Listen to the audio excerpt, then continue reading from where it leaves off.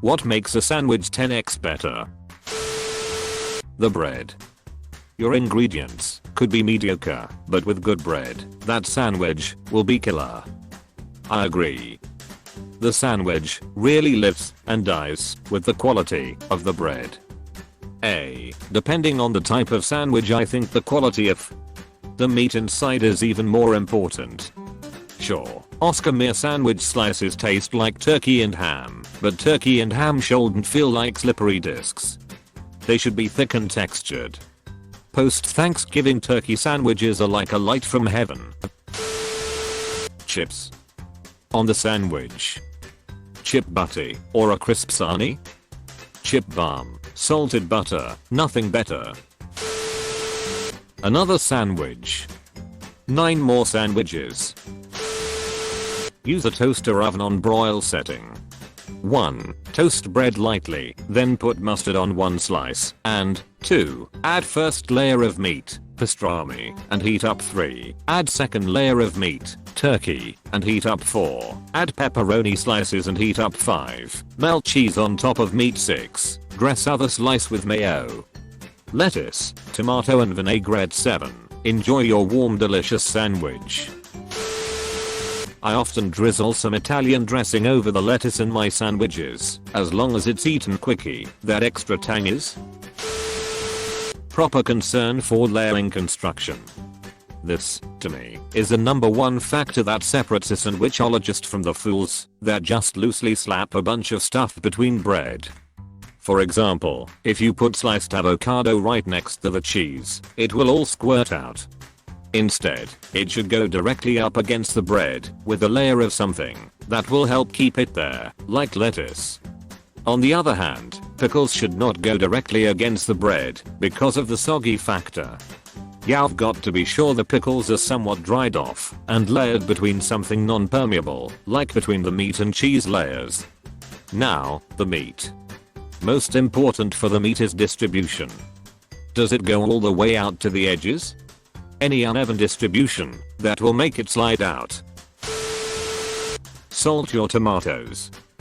Salt and pepper, always. Pepper, pepper, pepper. Sourdough or rye bread instead of boring white bread. Also, I think good lettuce seems to class up a sandwich too. Quality mustard is great too. Sourdough is a game changer. Quality mustard is key to a lot of great sandwiches. Throw that bottle of yellow mustard out the window and buy a bottle of good German stone ground mustard. Pickled banana peppers. Currently my go-to, so good. I like chopping those up nice and small and putting them in my tuna. Chipotle mayo. Oregano. Flip it over halfway through. It tastes like a whole new sandwich. That works with people too. Pickles. Gotta go with those Clausen slices, boy. Clausen is top of pickledom, for sure. Comparatively all other pickles are sad, soggy, one-note entities. Jim that fresh, crisp garlicky Clausen. Garlic aioli, it's just garlic mayo, but damn that shit is delicious. Put a little on some bacon, egg, and cheese sandwiches this weekend, and it was amazing. Yeah, I know I have a newish thing where people put mayo on the outside of grilled cheeses instead of butter for better browning.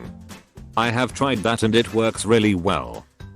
I need to test this with garlic aioli. It doesn't work all that well. Garlic burns *very* easily, so your sandwich can easily get a bitter taste. Potato chips. I love spicy nacho Doritos on my sandwich. Salt and vinegar chips on an egg salad sandwich, or salt and vinegar chips on a tuna sandwich, or salt and vinegar chips on a ham and cheese sandwich, or salt and vinegar chips on a plate alongside your sandwich with salt and vinegar chips on it. I know what I'm doing for dinner tonight. Feta cheese. Not enough to overpower, but just a few crumbles, so you get a sour/salty flavor party every few bites. Hummus. I need to try this. contrasting flavors. For example, on a savory turkey sandwich with smoky cheese, add a couple slices of crisp apple, and it will take the sandwich to a whole new level. Making an Italian sub? Add some crunchy cucumber to boost the texture without messing with the sharp flavors. Peanut butter and jelly? Add some potato chips for a salty crunch. There should be plenty of crunch from the crunchy peanut butter. Smooth peanut butter is an abomination before the Lord. If it's 10 times the size of a normal sandwich. Mustard. The real kind, not that yellow ooze. Eating the first sandwich after a long prison sentence. Red pepper. A little salt and pepper goes a long way on the taste of a sandwich. Hell yeah, salt and pepper on the tomato brings so much flavor. There are a few things that I always salt and pepper: tomatoes, cucumbers, tuna. Put salt on my PBJ, thanks.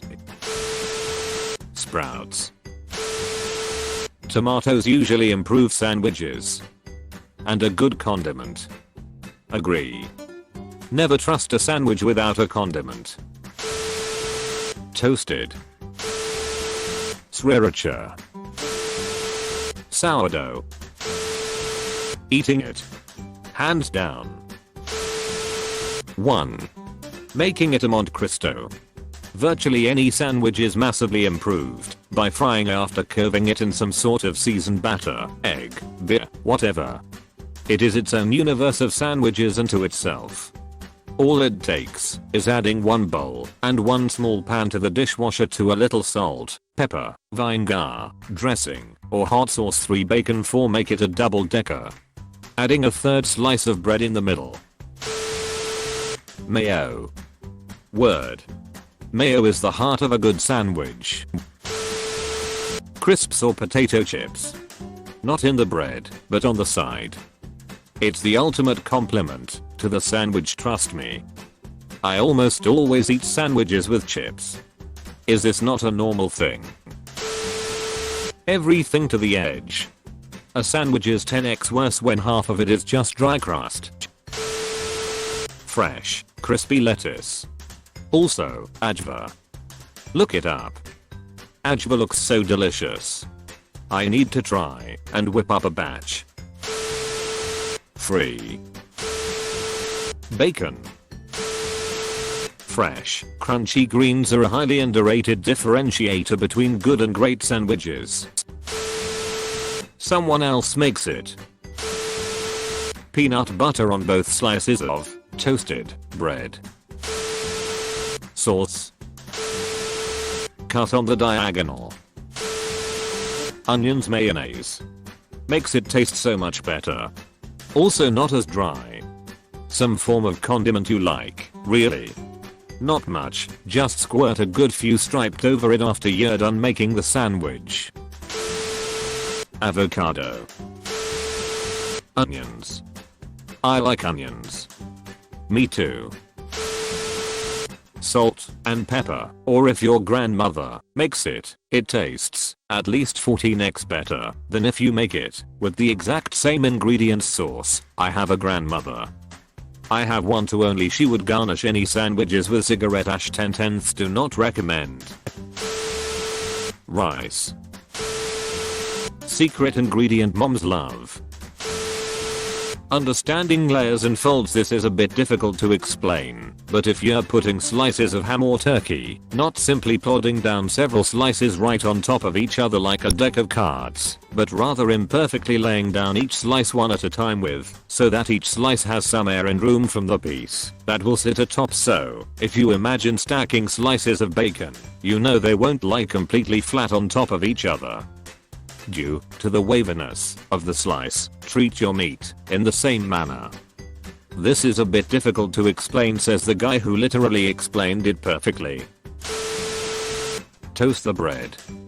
Spread just a kiss of butter over the bread before toasting too. Tongue or no tongue?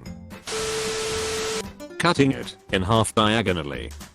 I thought we'd never get to the important stuff here.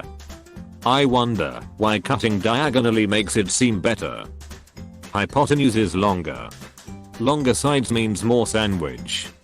I don't know enough about math to refute myself. Fresh bread from a bread shop. Do you mean a bakery? Bread shop.